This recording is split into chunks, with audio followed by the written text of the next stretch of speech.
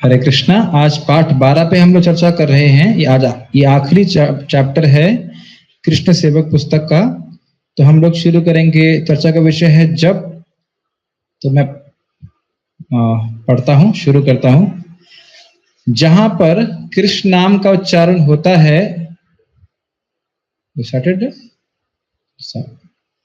जहां पर कृष्ण नाम का उच्चारण होता है भगवान वहीं निवास करते हैं। यह थीम है। प्रभुपाद जी का प्रवचन है भगवत गीता से, न्यूयॉर्क में। शास्त्रों में ऐसा वर्णन है कि जब भी हम हरे कृष्ण महामंत्र का जप करते हैं तब कृष्ण हमसे दूर नहीं रहते, बल्कि ध्वनि प्रकंपन के द्वारा वे हमारी जिह्वा पर नृत्य करते हैं। शास्त्र में कहा गया है, नाहम तिष्ठामि वैकुंठे। वे नारद मुनि को संबोधित कर रहे हैं जो कि भगवान कृष्ण के परम भक्त हैं। वे नारद मुनि को समझा रहे हैं कि नाहम तिष्ठामि वैकुंठे योगी नाम हृदयेषु वह। योगी अपने अंदर परमात्मा को ढूंढने का प्रयास करते हैं। यही योग की प्रणाली है। वास्तव में योग क्रिया वह है जिसके द्वारा मन को नियंत्रित किया जा सके, अपना ध्यान परमात्मा में केंद्रित कर सकें। इसलिए कृष्ण कहते हैं नाहम तिष्ठामि वैकुंठे। शास्त्र में वर्णन है कि भगवान के धाम को वैकुंठ कहते हैं। वैकुंठ का अर्थ विगत कुंठ यत्र, जहां कोई कुंठा नहीं होती है, वह वैकुंठ है। इस प्रकार भगवान नारद मुनि से कहते हैं कि हे नारद, यह मत सोचो कि मैं केवल वैकुंठ में ही निवास करता हूं। जहां भी मेरे भक्त मेरे नाम का जप श्रद्धा पूर्वक करते हैं, मैं वही रहता हूं।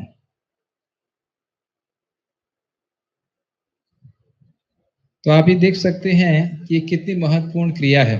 आज भी हम लोग ब्रह्मचारी कास्ट में ये चर्चा कर रहे थे कि जब भक्त लोग सब साथ में आके जप करते हैं तो उस स्थान की पवित्रता का हम अंदाज भी नहीं लगा सकते। इसीलिए हमने भक्ति वृक्ष के पाठ्यक्रम में सुना, प्राणात ऐसे आता है कि आपको देख सकूं मैं। हाँ। और आप भी कुछ बोलना चाहते हैं तो आप माइक के पास रह सकते हैं, कुछ बोल सकते हैं। सो आइडिया इज कि जो व्यक्ति शास्त्र को नहीं सुनेगा वो इस चीज के महत्व को नहीं समझ पाएगा कि उसकी कितना बड़ा सौभाग्य है कि भक्तों के संग उसे कीर्तन और जप करने का मौका मिल रहा है। प्रभुपाद जी ने बहुत बार बोला है, भगवान के भक्तों का संग अर्थात भगवान का संग। तो अब यहाँ देख रहे हैं कैसे संग प्राप्त होता है। भगवान के भक्त लोग क्या करते हैं जब साथ में आते हैं? क्या वो फिल्मी गाने गाते हैं? नहीं गाते, हरे कृष्णा कीर्तन करते हैं। अब आप ये देखिए, ये बतलाइए कि भगवान तो सबके हृदय में परमात्मा के रूप में है, तो ये कहना भगवान का कि मैं वहां रहता हूं जहां पे भक्त कीर्तन कर रहे होते हैं, उसमें क्या विशेष बात हो गई? यस, ऑन तो करिए। जब परमात्मा के रूप में रहते हैं तो जैसे कोई दो चीजें, दृष्टा और जो चीजों को संचयन करते हैं, अनुमंता उपदृष्टा, उस रूप से रहते हैं। और जब हम लोग जप करते हैं तो भगवान हृदय की अशुद्धि को साफ करते हैं। यस, अंतर समझ रहे हैं। भगवान सबके हृदय परमात्मा के रूप में है, लेकिन जन्म मृत्यु का चक्र कहाँ नष्ट हो रहा है? श्री रूप गोस्वामी नाम की महिमा में कहते हैं कि भगवान के परमात्मा के रूप में सबके हृदय में रहने से फायदा क्या हुआ? जीव का जन्म मृत्यु चक्र का पेड़ की एक पत्ती भी नहीं टूटी। लेकिन जब कोई नाम उच्चारण कर लेता है तो एक नाम से उस पेड़ की जड़ें हिल जाती। एक्चुअली जो नाम उच्चारण करता है उसी दिन से वो मुक्त हो जाता है, पहले नाम के उच्चारण के साथ ही। और वो और नाम जो करता है उससे उसकी भक्ति बढ़ती है और भगवान के दर्शन एक दिन प्राप्ति होती है। तो बिल्कुल सही कह रहे हैं। परमात्मा के रूप में भगवान एकदम निर्लिप्त रहते हैं, लेकिन भगवान के रूप में वो अपने भक्तों के संग लीला करते हैं, आकर्षित हो जाते हैं। और ये भी हम दिखाता है कि कीर्तन की सर्वोच्चता। जब कीर्तन होता है, भक्त लोग कीर्तन कर रहे हैं, तो उसका जो एक्सट्रीम शुद्धिकरण करने की शक्ति है किसी भी जीव की, सबसे अधिक भगवान नाम कीर्तन में होती है। इसीलिए बोलते हैं तार मध्य सर्वश्रेष्ठ नाम संकीर्तन।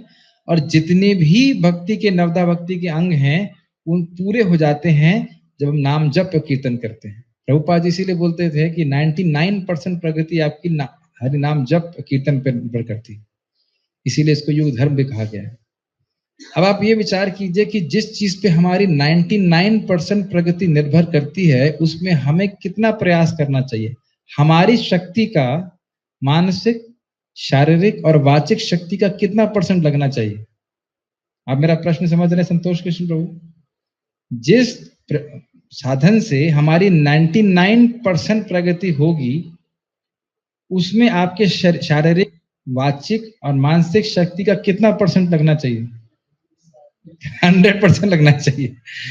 तो यानी कि अगर हम मान लीजिए जब में, तो क्या 100% लगा रहे हैं? नहीं लगा रहे हैं। तो ये चीज आप कहेंगे हमको ये सब बातें पता हैं, तो फिर ये कार्य क्यों करते हैं सुबह? हर दिन वही कार्य रोज, हर दिन वही गलती रोज, और हम लोग सोचते हैं कि इसमें क्या दिक्कत है।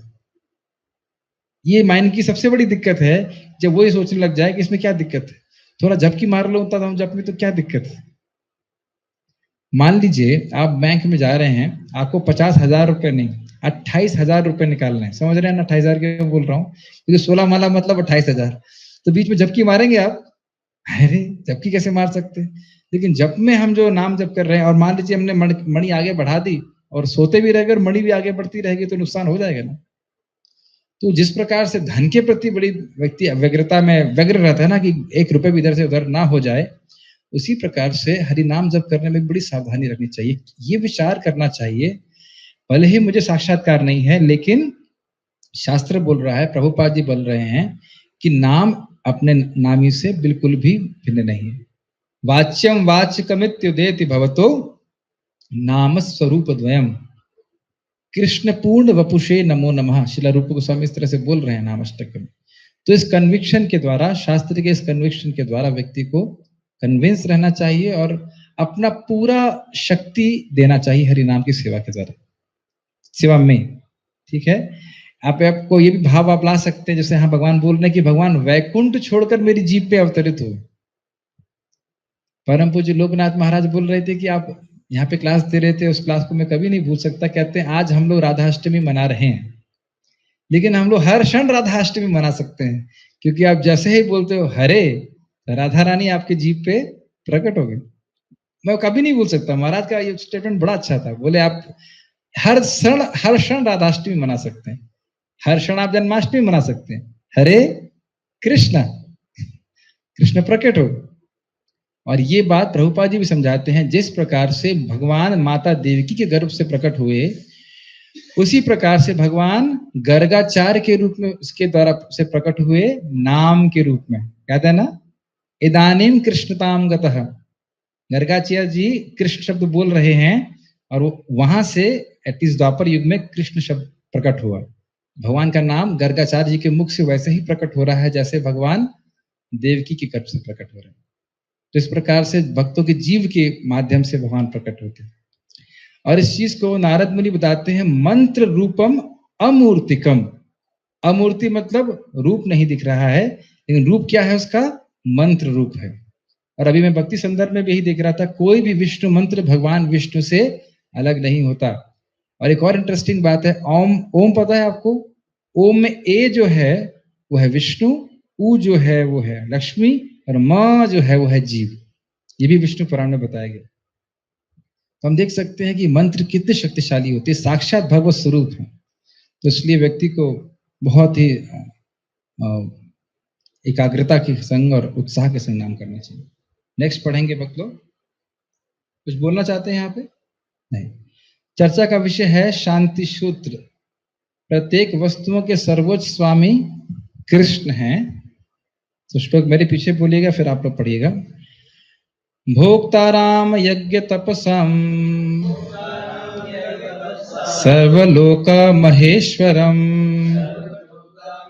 सुहृदम सर्वभूतानां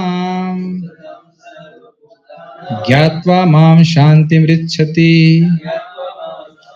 ओके, अनुप्रभु पढ़िए भगवद गीता के। ने दिया है। अभी मानव समाज पूरी दुनिया में शांति कायम करने पर विचार कर रहा है, किंतु उसे शांति का सूत्र मालूम नहीं है। शांति का सूत्र मालूम नहीं है, और अशांति को फैलाने का सूत्र बहुत पता है। जैसे आप लोग यहाँ पे क्लास में बैठे हैं, अब मैं आपको बोलूं कि सबके हाथ में अगर एक 47 होगी तो हम लोग शांति से बैठेंगे। क्या ये शांति का सूत्र है? अब समझ रहे ना, अगर हम सबके पास अगर एक गन रहती तो क्या वो शांति का सूत्र होता? नहीं होता। आप इसका व्यापक अर्थ पे देखेंगे, भारत न्यूक्लियर वेपन बना रहा है तो पाकिस्तान भी न्यूक्लियर वेपन बना रहा है और इससे सोच रहे हैं कि हम एक दूसरे पे अटैक नहीं करेंगे और हम लोग शांति बनाए रखेंगे। लॉजिक समझ रहे हैं आप? इस रूम में सब साधु लोग बैठे हैं तो किसी के पास कोई गन नहीं है, तो लोग सोच रहे हैं कि अगर आपके पास गन होगी और मेरे पास गन होगी तो हम शांति से रहेंगे, क्योंकि मुझे पता है कि आप मुझे गोली मार देंगे अगर मैंने गन निकाली, और आप सोच रहे हैं कि मैं को गोली मार दूंगा अगर आपने गन निकाली। हाँ बोलिए, माइक पे बोलिए, माइक दीजिए उनको। यस, ऑन कर लीजिए। हाँ, एक साधु तपस्या कर रहा था। हाँ, तो इंद्र को डर लग गया कि कहीं ये मेरा पद छीन न ले। हाँ, तो इंद्र ने उसको वहां से कंट्रोल कीजिए, इसको कैसे कर सकते हैं? अरे कंटिन्यू कर रहे हैं। हाँ बोलिए। तो इंद्र ने उसको एक तलवार प्रेजेंट की, भागवत में आता शायद। हाँ, ऐसे। हाँ, तो इंद्र ने उसको तलवार गिफ्ट दिया। हाँ, यस। तो उसने तलवार रखी थी बहुत दिन, तो उसको समझ में आ रहा था। एक दिन उसने बहुत सारे जानवरों को काट दिया जंगल में, और उससे उसका पतन हुआ। तो वस्तुओं का बहुत प्रभाव पड़ता है, ये बहुत इंपॉर्टेंट है। तो शांति का सूत्र ये नहीं है कि व्यक्ति बहुत सारे वेपन्स, अस्त्र शस्त्र इकट्ठे कर ले। ठीक है। मनुष्य ने यह नहीं जानता कि दुनिया में किस प्रकार शांति बहाल की जा सकती है। आप सभी जानते हैं कि राष्ट्र संघ पिछले 20 वर्षों से या उससे भी अधिक समय से शांति कायम करने का प्रयास कर रहा है, किंतु दुनिया में कहीं भी शांति नहीं है और सब समय कहीं ना कहीं पर युद्ध हो रहा है। वास्तव में वे नहीं जानते कि शांति कैसे संभव है। श्रील प्रभुपाद जी एक जमाने बड़ा अच्छा ऑब्जर्वेशन किए। वो यूनाइटेड नेशंस की बिल्डिंग के सामने थे, शायद पता होगा आप लोगों को। तो कह रहे थे अगर आप लोग यूनाइटेड हैं तो इतने सारे झंडे क्यों हैं? झंडा तो केवल एक होना चाहिए, और झंडे बढ़ क्यों रहे हैं? अर्थात डिसयूनिटी बढ़ रही। इस तरह से लोग कभी सोच ही नहीं सकते थे। प्रभुपाद जी से 1969-70 जब भी रहे होंगे अमेरिका में, वो तब इस बात को सोच रहे थे। तो कितना भी प्रयास हो, शांति कायम नहीं हो पा रही है। और आप लोग सब जानते हैं कि जब प्रथम विश्व युद्ध हुआ तो शायद लीग ऑफ नेशंस बनाया गया था और सबने संकल्प लिया कि भाई अब और लड़ाई नहीं करनी। और उतनी देर में जब तक ये बनता, उतनी देर में 1942 में फिर से द्वितीय विश्व युद्ध शुरू हो गया। ऐसा नहीं है कि लोग केवल अपने, हम सोच लेंगे हम शांति में बैठे रहेंगे या बोलेंगे ओम शांति शांति तो शांति हो जाएगी। पढ़िए। भगवत गीता में कृष्ण कहते हैं, भोक्तारम यज्ञ तपसाम सर्वलोक महेश्वरम। भगवत गीता उदाहरण, जैसे ऑफिस में कई 100 लोग काम करते हैं, सभी यही समझते हैं कि वे जो भी कार्य कर रहे हैं, जो भी मुनाफा होगा, वह सब कंपनी के मालिक का है, इसलिए वहां शांति रहती है। लेकिन जैसे ही कैशियर यह समझने लगे कि वो सब पैसे मैं रख लूं, इसलिए मैं मालिक हूं, तो यहाँ से समस्या होना शुरू हो जाएगी। यदि हम यह सोचने लगे कि मैं बहुत अमीर आदमी हूं, मेरे पास बहुत सारा बैंक बैलेंस है और मैं अपनी इंद्रिय तृप्ति के लिए इसका इस्तेमाल करूंगा, तो यह कर्म कहलाएगा। लेकिन जब हम यह समझेंगे कि जो कुछ भी मेरे पास है सब भगवान का है, तो हम मुक्त रहेंगे।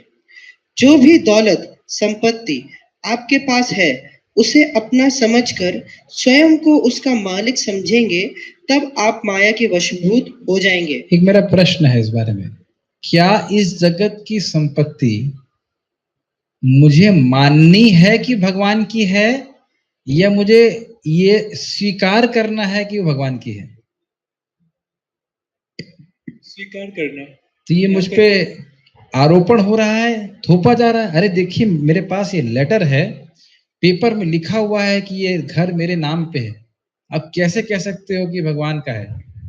भगवान भगवत गीता में कहते हैं, भूमिर रापो नलवायु खम मनोबुद्धिर एवचा। तो जब भूमिर, अरे भगवत गीता भी तो एक पेपर है और मेरे पास भी पेपर है। प्रामाणिक है। गवर्नमेंट ने प्रमाण दिया ये घर मेरा है। वो तो पहले था ना, वो व्यक्ति बाद में आया ना। हाँ, ये उत्तर है, समझ गए। जब मैं पैदा नहीं था तब भी ये घर रहेगा, और जब मैं मर जाऊंगा तब भी ये घर रहेगा। बीच में आके आप क्लेम कर रहे हो कि आपका है। जैसे कि अमेरिका वाले अभी किसी को वीजा नहीं देते आसानी से, कहते ये हमारा कंट्री है। अब बताइए क्या अमेरिका अमेरिकनों का कंट्री है? आप सब जानते हैं कि जो इंग्लैंड के लोग थे या जो भी यहाँ के लोग थे, यूरोप के लोग थे, वो जाके हमें बस गए, और जो वहां के वास्तविक थे रेड इंडियंस, उनको मार के भगा दिए या मार दिया, जो भी कर दिया, और वहां गपच के बैठ के बोले ये हमारा है। तो ये है मतलब एक चोर की मानसिकता। स्तेन एव सहज कहा जाता है भगवत गीता में। तो सब कुछ भगवान का है। ईशवास्यम इदम सर्वम। हम गीता को स्वीकार कर रहे हैं, हम खाली बोल रहे थे कि केवल बुद्धि के दृष्टि से निर्णय करना चाहिए कि ये वस्तुएं मेरी नहीं है, और किसकी है वो हमें गीता के द्वारा मालूम चलता है। ठीक है, ओके। किंतु जब आप समझेंगे कि जो कुछ भी आपके पास है सब कृष्ण का है, तब आप माया से मुक्त हो जाएंगे। माया से मुक्त हो जाएंगे और सब कुछ कृष्ण का है, इसमें क्या संबंध है? माया मतलब बंद मत कीजिए बार बार। हाँ, yes. माया मतलब अहम और मम। जब देखेंगे सब कुछ भगवान का और हम भी भगवान के, तो ये ठीक है अहम और उत्तर। मम। वैसे हमने स्पष्ट सुना था, माया मतलब जो नहीं है। तो यानी कि हम इस जगत के किसी भी वस्तु के स्वामी नहीं हैं। तो मान लेना ये माया है। तो अगर व्यक्ति स्वीकार कर लेता है इस बात को कि मैं इस जगत का स्वामी नहीं हूं, तो फिर वो भोक्ता बनने का प्रयास नहीं करेगा। तो अब हम लोग इस बात पे विचार कर रहे हैं कि अगर भोक्ता नहीं है तो क्या हम घर में नहीं रह सकते? क्या हम लोग खाना ना खाएं, जल ना पिए? तो क्या अर्थ है भोक्ता ना बनने का? जब हम कोई वस्तु को कृष्ण को अर्पण कर देंगे तो यस। और उदाहरण बाद ने बताया था बहुत अच्छा कि कोई कंपनी में अलग अलग लोग अलग अलग कार्य करते हैं, लेकिन सभी के चित्त में ये रहता है कि इसके जो लाभ होगा वो कंपनी के मालिक के पास जाएगा। बहुत अच्छा उदाहरण था। उसी प्रकार से समाज में लोग क्षत्रिय, वैश्य, ब्राह्मण, शूद्र कैसे भी कार्य कर सकते हैं। प्रभुपाद जी गीता में बताते हैं हर व्यक्ति को ये सोचना चाहिए कि भगवान के आयोजन से मैं इस स्थिति में हूं, और मैं इस कर्म के द्वारा कृष्ण को संतुष्ट करने का प्रयास करूंगा। स्वे स्वे कर्मण्य अभिरतः संसिद्धिम लभते नरः। सुना आपने श्लोक? हर व्यक्ति अपने कर्म करके कृष्ण को प्रसन्न करने का प्रयास करे और उससे परम गति को प्राप्त हो जाएगा। Make sense? Like that. प्रश्न नंबर 1, कर्म क्या है? हमने पढ़ा था जब हम अपने आप को भोक्ता मानते हैं तो हमें कर्म करना पड़ता है। जो भी हम कार्य करते हैं उसका कर्म फल लगता है, और उसकी वजह से अगला जन्म लेना पड़ेगा। एक उदाहरण आप लोग सब लोग जानते हैं कि कोई सोल्जर जो होता है, सैनिक होता है, अगर वो क्या होता है, युद्ध के मोर्चे पे सरकार के आदेश पे जाके गोली चलाता है। एक इंटरेस्टिंग है, सरकार के आदेश पे गोली चलाता है तो उसको पुरस्कार मिलता है, और सरकार के आदेश पे गोली ना चलाए तो क्या मिलता है? समझ गए कि नहीं?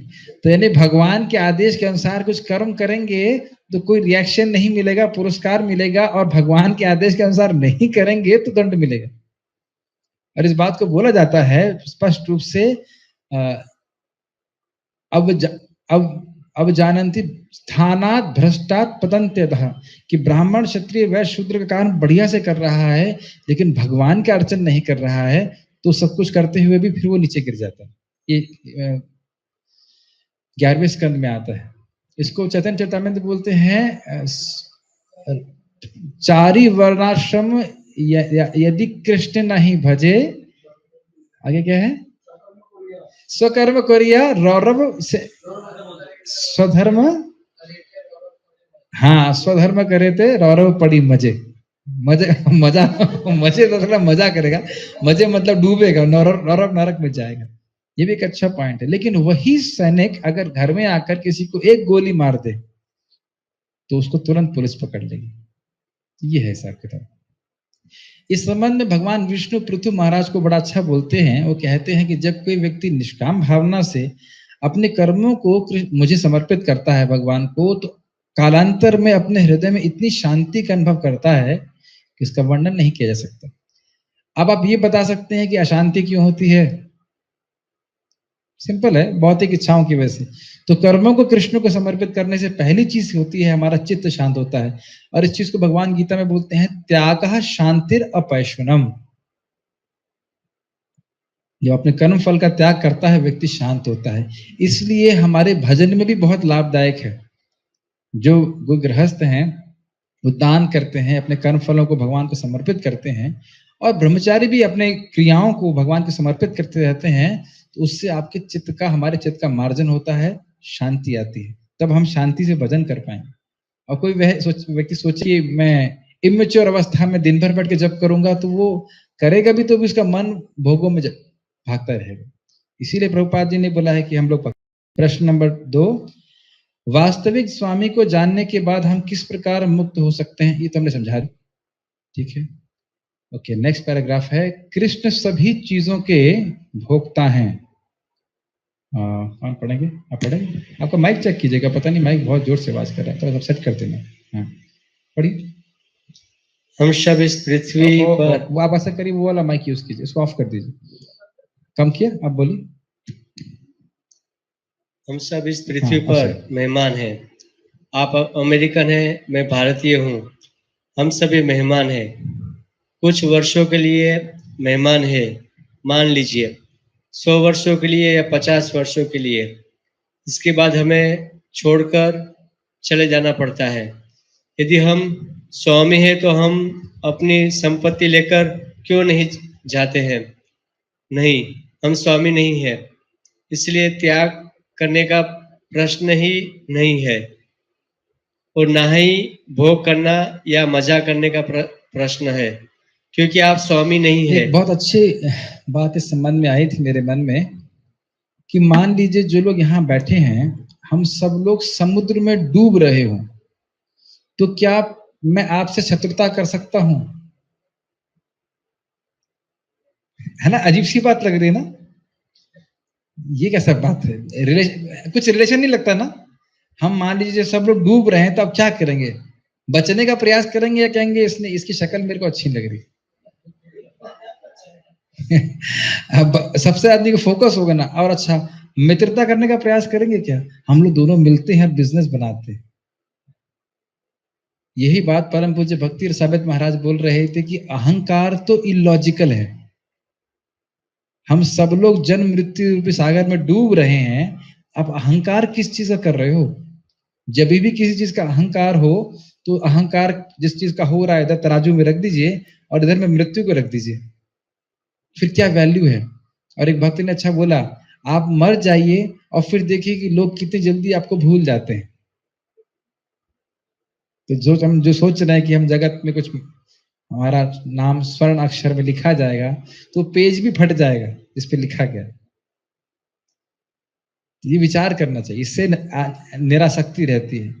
और हम लोग इतने नालायक हैं, अगर हम लोग ट्रेन में जाएंगे 6 घंटे के लिए और आपने अगर वो सीट का रिजर्वेशन करवाया है, वहां भी बोलना चालू कर देते हैं, ये हमारी सीट है, हमारी सीट है, हमारी सीट है। जान रहे हैं कि 5 घंटे के लिए है और फिर हमें नेक्स्ट स्टेशन पे उतरना है। एक और बात हमारे महाराज जी इस संबंध में बोलते हैं कि मानव जीवन एक पुल की तरह है। क्या पुल पे घर बनाया जाता है? पुल का उद्देश्य होता है नदी को क्रॉस करना। उसी प्रकार से मानव जीवन का उद्देश्य है कि हम आवश्यकताओं को कम करें, सिंपल जीवन जिएं और अपने चित्त को कृष्ण पे आविष्ट करके भगवान के धाम पहुंच जाए। इस जगत में कोई भी व्यवस्था, कैसी भी व्यवस्था हमको संतुष्ट नहीं कर सकती। We should be convinced of this. आगे पढ़िए। और हाँ, एक और बात अब यहाँ पे ध्यान दी जा रही है कि जैसे मैं कहूं कि अब आपको मैं बोलूं कि भाई मैं बहुत वैराग्य आया और मैंने माइक्रोसॉफ्ट ऑफिस कंपनी का त्याग कर दिया, तो आप कहेंगे वो कंपनी आपकी थी ही कब प्रभु? हाँ, समझ रहे हैं ना मेरी बात? मैं बोल दूं मैं नोकिया को छोड़ दिया मैंने। में त्याग करना भी गलत है और भोग करना भी गलत है। भक्त का जीवन का क्या है? He is neither an enjoyer neither a renunciant. ना तो त्यागी है ना वो भोगी है, वो कृष्ण के सुख में भाग लेने वाला है। आप समझिएगा मेरी बात। जैसे एक ड्राइवर है, वो ड्राइवर चला रहा है लेट्स सपोज मर्सिडीज कार, तो क्या वो उस कार का भोगी है? नहीं, और त्यागी भी नहीं हो सकता क्योंकि वो कार उसकी नहीं है। तो अब वो उस कार में चला रहा है, गाड़ी चला रहा है, तो उसके एसी की हवा सबसे पहले किसको लगती है? मालिक पीछे बैठा हुआ, समझ गए कि नहीं? लेकिन वो एसी किसके लिए चला रहा है ना? तभी देख सकते हैं कि वो मालिक के समान ही उस कार का सुख भोग रहा है, केवल इसलिए क्योंकि वो मालिक के अंतर्गत रहना चाहता है। ना तो ये, अगर वो ये क्लेम करे कि कार मेरी है तो उसे निकाल दिया जाएगा बाहर, और दूसरा अगर कार को त्याग के बैठ जाए कि हम तो सेवा नहीं करेंगे, यही वो कार मैंने त्याग दी, तो वो भी कोई लॉजिक नहीं। तो भक्त ना तो भोग में रुचि रखते हैं ना त्याग में रुचि रखते हैं, वो ये देखना चाहते हैं कि कृष्ण किस चीज से प्रसन्न होते। जैसे अर्जुन कह रहे थे कि मुझे राज्य नहीं चाहिए, बोल रहे थे ना, त्याग करने का प्रयास कर रहे थे, क्योंकि वो सोच रहे थे कि इस राज्य को मैं भोगूंगा। और वो बोलते भी हैं कि अगर मैं उनको मार भी दूं तो मुझे त्रैलोक का राज भी मिल जाएगा, तो उसको भोग के मैं कहां संतुष्ट होऊंगा। यानी भोग और त्याग के बारे में सोच रहे थे। और आप स्पष्ट देखते हैं कि भगवत गीता के अंत में क्या बोलते हैं? अर्जुन कहते हैं कि मैं युद्ध करूंगा। क्या ऐसा बोला उन्होंने? बहुत ट्रिकी प्रश्न है। क्या बोला था अर्जुन ने गीता के बाद में? हाँ, उन्होंने बोला कि आप जो कहेंगे वो मैं करूंगा, करिष्य वचनम तव। ये नहीं बोला कि मैं युद्ध करूंगा। यानी कि अगर भगवान मतलब 8वें दिन बाद बोलते चलो बंद करो युद्ध, क्या बहुत हो गया, दे दो राज्य, दे दो उनको, तो वो भी करने के लिए तैयार थे। आप समझ रहे हैं मेरी बात? यानी भक्त लोग कृष्ण के वचनों पे चलने का प्रयास करते हैं, भोग और त्याग का कोई मतलब नहीं। कोई आपको पूछे अरे साधु होकर के आप टवेरा में क्यों उतरते हैं, चढ़ते हैं, तो कभी पैदल प्रचार करेंगे क्या? तो ना तो भक्तों को टवेरा में आ सकती है ना पैदल चलने में आ सकती है, आ सकती कृष्ण के वचन का प्रचार करने में। It's very important point. नहीं तो हम लोग इससे भ्रमित हो सकते हैं, रियली भ्रमित हो सकते हैं। ये माया है, वो माया है। माया तभी है जब आप उस वस्तु को कृष्ण के संबंध में नहीं देखें। ठीक है, ओके। क्योंकि आप स्वामी नहीं है, इसलिए ना ही आप मजा कर सकते हैं और ना ही आप त्याग कर सकते हैं। ये भी एक और इंटरेस्टिंग पॉइंट है। आप सबने पेट वाला एग्जाम्पल सुना है ना, कि खाने की सामग्री हाथ, फिर से सोचिए, हाथ पेट को देगा तो पेट से रस मिल जाएगा। अब जरा हाथ को देख लीजिए, क्या हाथ रसगुल्ले का भोग कर सकता है? और हाथ कहे मैं रसगुल्ले को त्याग दिया, तो ये नुकसान किसका होगा? हाथ का ही होगा। पेट को रसगुल्ला ना देने से उसको ही रस प्राप्त नहीं होगा। तो ना तो भोग करने की क्षमता तो नहीं है और त्यागने की बेवकूफी भी नहीं करनी चाहिए। ठीक है, इसलिए भोग और त्याग दोनों ही अवैधानिक है। एक और इंटरेस्टिंग पॉइंट है, क्या भक्तों के लिए संडे होता है? मंगल आरती की छुट्टी होती है संडे को? नहीं होती है। क्या कारण? आप स्पष्ट देखो, क्या आपके चित्त में आता है कि संडे को छुट्टी होनी चाहिए? नहीं आता है। कारण क्या है? कर्मी लोग भोग करने के लिए बहुत प्रयास करते हैं 5 दिन 6 दिन, और उसके बाद उसका त्याग कर देते हैं उस काम का 2 दिन के लिए, और फिर उसके बाद भोग में लगते हैं और फिर त्याग करते हैं। तो भोग और त्याग एक सिक्के के 2 पहलू की तरह है। लेकिन भक्त लोग भोग त्याग से अलग हैं, भगवान की डायरेक्ट सेवा करके उनको डायरेक्ट सुख प्राप्त होता है, तो उसमें छुट्टी की जरूरत नहीं है उनको। अभी तो हम देखेंगे संडे शनिवार में हम अधिक प्रयास प्रचार करते हैं और सेवा करने का मौका हम ढूंढते हैं। यस। एक और चीज है, लोग इंद्रिय तृप्ति के द्वारा भोग करते हैं, फ्रस्ट्रेट होते हैं, त्याग देते हैं। लेकिन भक्त लोग कृष्ण की सेवा के द्वारा सुख प्राप्त करते हैं, वो भोग त्याग से प्राप्त नहीं करते सुख। Very important point. यस। मान लीजिए हम कमरे में मान लीजिए इस कमरे में हम बैठे हैं और ये कमरा मकान मालिक का है।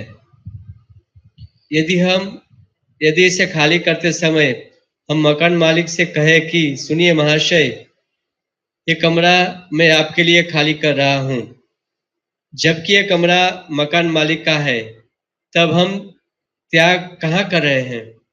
ये कितना सुंदर उदाहरण है, आप देख रहे हैं। किराए पे हम ही रह रहे हैं, ये घर आपको देता हूं, मैं आपको समर्पित करता हूँ। उसी ने हमको रूम दिया था, भाई रह लो यहाँ पे किराए पे कुछ दिन के लिए, हम आपको समर्पित करते हैं। कोई बोलता है ऐसा? चलिए, ये तो उदाहरण कभी मैंने सोचा नहीं था, पहली बार देखा। यस, बल्कि ये सुनकर मकान मालिक हमें हंसेगा और कहेगा कि आप तो मेरे किराएदार हैं, मेरे मेहमान हैं, आप कैसे त्याग कर रहे हैं, यह तो मेरा है। आप कैसे त्याग कर रहे हैं, ये तो मेरा है। इस प्रकार यदि हम कहें कि हम त्याग कर रहे हैं या भोग कर रहे हैं, ये दोनों ही अवैध हैं। एक और इंटरेस्टिंग है, अगर आप शांत हैं तो आप कैसे बैठेंगे? एक जगह शांति से बैठ जाएंगे, एक जगह शांति से बैठेंगे, ये शांति का लक्षण है। हम बोलते ना, तो शांति से बैठ नहीं सकते, यानी एक स्थिति में रहना, ये शांति का लक्षण है। आप लोग मेरी बात समझ रहे हो? अब मुझे समझ में आ रहा है एक्चुअली, जब मैं आपको समझा रहा हूं। कर्मी मतलब भोग और त्याग, यानी अपनी स्थिति को परिवर्तन करना, और भक्त मतलब भोक्ताराम यज्ञ तपसाम, सारी क्रियाओं को कृष्ण को समर्पित करते रहना। तो अपनी स्थिति में कोई परिवर्तन वो नहीं लेके आ रहा। इससे हम समझ सकते हैं कि वो शांत है। आप समझते हैं इस बात को? यस। साधारण सी बात यह है कि हमें ये अवश्य समझना चाहिए कि जो कुछ भी व्यवस्थापन हो रहा है, सब कुछ कृष्ण के द्वारा हो रहा है और सब कुछ कृष्ण का है। पढ़िए आगे। इसलिए सब कुछ कृष्ण की सेवा में लगना चाहिए। यही सही ज्ञान है। उदाहरण, मान लीजिए कोई गलती से $100 का नोट भूलकर चला जाता है, और तो उसे $100 के नोट का, मैं पढ़ लेता हूँ। पढ़ तो आप अच्छा रहे, लेकिन आपका चश्मा ले आइए, है नहीं चश्मा? अच्छा ठीक है। तो इस $100 के नोट का क्या करना चाहिए? यदि कोई सोचे कि वाह, यह $100 का नोट ले लेते हैं और इससे मजा करेंगे, तो यह गलत होगा, अवैध होगा। और यदि इस नोट को वहीं छोड़ दें, यह सोचकर कि यह जिसका है वह खुद ही आकर के ले लेगा, तो यह भी ठीक नहीं होगा, क्योंकि यदि वह नहीं ले सका तो कोई दूसरा उसे लेकर चला जाएगा। कोई भक्त कह सकता है, कोई भक्तों से बोल सकता है, ये तो आप समझ गए ना, भोग और त्याग। जो कह रहा है कि मैं इसको भोग अपने पास रख लूंगा, वो भोग करने का प्रयास कर रहा है। जो कहता है मेरा तो है नहीं, छोड़ दो, तो त्याग करने का प्रयास कर रहा है। बहुत बार भक्त लोग से कोई कह सकता है, आप कहते हो कि सब कुछ कृष्ण का है, तो आप लोग इस संपत्ति का, इस्कॉन की संपत्ति का ध्यान क्यों रख रहे हैं? तो हमारा उत्तर ये है, बहुत सिंपल, कि हम लोग केयर, और हम ये देख रहे हैं कि इस संपत्ति का, इस धन का उपयोग कृष्ण के लिए हो। केयर टेकर मतलब संरक्षक। हम लोग केवल संरक्षक मात्र हैं। जैसे कि वो कैशियर, वो ये नहीं सोच रहा है कि धन उसका है, लेकिन इस धन की संरक्षण कर रहा है अपने मालिक के लिए, और उसका उपयोग मालिक की सेवा के लिए कर रहा है। वो कभी नहीं सोचता कि धन उसका है। ठीक है। अच्छा, एक और बात इसमें, अगर भगवान ने आपको कोई गुण दिया है, मान लीजिए बोलने का गुण दिया है, बुद्धि दी है, गाने का गुण दिया है, तो कुछ लोग भक्त कहते हैं, प्रभु जी मैं तो बहुत नम्र हूं, मुझे कोई नाम प्रसिद्धि नहीं चाहिए, इसलिए मैं प्रचार नहीं करूंगा। तो भाई, ये तुम्हारा गुण दिया किसने? भगवान ने दिया है। और भगवान नहीं चाहते कि भक्त लोग भाग के चले जाए अंदर के, छुप जाए गुफा में जाकर। वो चाह रहे हैं कि प्रचार करें भक्त लोग, और जो जो योग्यता भगवान ने भक्त को दी है उसके अनुसार वो प्रचार करे। तो नम्रता, आज मैं भी विचार कर रहा था, नम्रता मीन्स नम्र सेवक के रूप में अपनी स्थिति को स्वीकार करना। नम्र सेवक मतलब जो आचार्य चाहते हैं, जो कृष्ण चाहते हैं, वो सेवा होनी चाहिए, और उसके लिए जो मुझे करना आवश्यक है मैं करने के लिए तैयार हूं। कृष्ण क्या चाहते हैं? हर व्यक्ति भगवान कृष्ण की शरण में आए, उसके लिए जो करना पड़े करने के लिए तैयार होना चाहिए। चाहे बर्तन माजे, चाहे क्लास दे, चाहे कीर्तन लीड करें, चाहे आरती करें, चाहे कुछ भी करें, चाहे किताब वितरण करें। समझ रहे हैं ना मेरी बात? ये नम्रता है। जैसे कि जयानंद प्रभु के केस में हम देखते हैं, कभी कभी लोग बोलते हैं प्रभु जी बड़े नम्र भक्त हैं, कभी क्लास नहीं देते। ये कोई डेफिनेशन नहीं है। क्लास नहीं देते तो नम्र हो गए, तो प्रभुपाद जी तो बिल्कुल भी नम्र नहीं होने चाहिए। कितना वो बोले नम्र मतलब जो भगवान की सेवा हो, जो भी भगवान की सेवा है। माइक बोली ऑन कर लीजिए। यस, कृष्ण के लिए बोल्डली एक्ट करना, ये यस। नम्रता है। जैसे हनुमान जी जब रावण के पास गए, अच्छा सीता जी को नहीं दे रहे, ठीक है कोई बात नहीं, चलते हैं, मैं नम्र से नहीं, पूरा दृढ़ता के संग उन्होंने प्रचार किया। ठीक है, ओके। जैसे कि आप देख सकते हैं कृष्णदास कविराज गोस्वामी कितने नम्र हैं, लेकिन जब कोई व्यक्ति उनके ग्रंथ में कोई दोष निकालता है तो कहते हैं कि मेरा ये निवेदन है कि आप इसको ना पढ़िए। अगर आप कहते हैं कि भाई मैं सबको संतुष्ट नहीं कर सकता, मेरा उद्देश्य है मैं चैतन्य महाप्रभु को संतुष्ट करूं। आपको ज्यादा दिक्कत हो रही है, कुछ लोग कहते हैं इसमें बहुत संस्कृत है, ये है वो है, तो आपको बहुत दिक्कत हो रही है, आप मत पढ़िए। इतना स्पष्ट, स्ट्रेट फॉरवर्ड। और ऐसे क्या कह रहे हैं, जो एकदम नया भक्त है और चैतन्य चरितामृत पढ़ रहा है, उसके चरणों में मैं गिर रहा हूँ, तो भक्तों के चरणों में गिर रहे हैं, और जो भक्त हैं, जो द्वेषी हैं, कहते आप मत पढ़िए, कोई बात ना पढ़िए आप। ऐसे करके ठीक है, हाँ चला जाएगा। इस प्रकार $100 का नोट लेकर मजा करना या फिर छोड़ देना दोनों ही गलत होगा, लेकिन यदि उसके सही मालिक की खोज कर उसे दे दिया जाए तो यह सही मायने में सेवा होगी। इस तरह यदि हम समझ लें कि सब कुछ भगवान का है, तब हमारे अंदर यह चेतना जागृत होगी कि हम भोक्ता नहीं हैं। तब हमारे काम, क्रोध, लोभ आदि सब समाप्त हो जाएंगे। बड़ी इंटरेस्टिंग बात है कि जो भी हमारी प्रवृत्तियां हैं, अगर हम बस ये निर्धारित कर लें कि ये कृष्ण के लिए करना है, तो वही कार्य मुझे मेरी हृदय को शुद्ध करने में लाभ करेंगे। जैसे दही से पेट सही होता है और दूध से पेट खराब हो जाता है। तो अगर ये धारणा से मैं करूंगा कार्य कि मैं भोक्ता हूं और इसलिए इस कार्य को करूंगा तो बंधूंगा, और अगर यही सोचता हूं ये कृष्ण के लिए है, तो वही कार्य करना है और वही कार्य मुझको शुद्ध करता हो जाएगा। जैसे कोई नौकरी कर रहा है तो नौकरी करे, नौकरी लोग केवल धन प्राप्ति के लिए करते हैं, लेकिन सोचे व्यक्ति कि भाई मैं नौकरी करूंगा, धन आएगा, उसको भगवान की सेवा में लगाए, तो उसी से हृदय शुद्ध होने लग जाएगा। ठीक है, ये बहुत अच्छी टेक्निक है, क्योंकि लोगों को क्रिया परिवर्तन नहीं करना है, केवल उद्देश्य परिवर्तन करना है। यदि हम समझ लेते हैं कि सब कुछ कृष्ण का है, तब हमारी चेतना शुद्ध हो जाती है। भोग और त्याग दोनों की भावना एक ही बार में, एक ही झटके में समाप्त हो जाती है। एक और उदाहरण, अच्छा अध्यात्म में प्रगति करनी है तो हम पनीर सब्जी नहीं खा सकते, तो हमने उसका त्याग कर दिया। और हमको इंद्रिय तृप्ति करनी है तो हम पनीर सब्जी खाएंगे, और भक्त पनीर सब्जी खा के भी प्रगति कर लेगा, क्योंकि भगवान का प्रसाद ग्रहण करते। समझ गए ना? क्रिया वही रहती है, और बाहर के लोगों को भी यही क्रिया लगती है, देखो साधु हो के पनीर खा रहा है, लेकिन एक्चुअली वो प्रसाद ग्रहण करने से जीव मुक्त हो जाता है। यदि हम कहें कि जगत मिथ्या है, इसलिए हमें सब त्याग कर हिमालय में या जंगल में चले जाना चाहिए, तो यह ठीक नहीं है। हमें सभी वस्तुओं का उपयोग कृष्ण की सेवा के लिए करना चाहिए। यही कृष्ण भावनामृत है, क्योंकि कृष्ण सर्वोच्च स्वामी है। प्रश्न 3, एक ऐसे व्यक्ति की व्याख्या करें जो किसी और की संपत्ति का आनंद उठाता है और उसे छोड़ने का प्रयास भी करता है।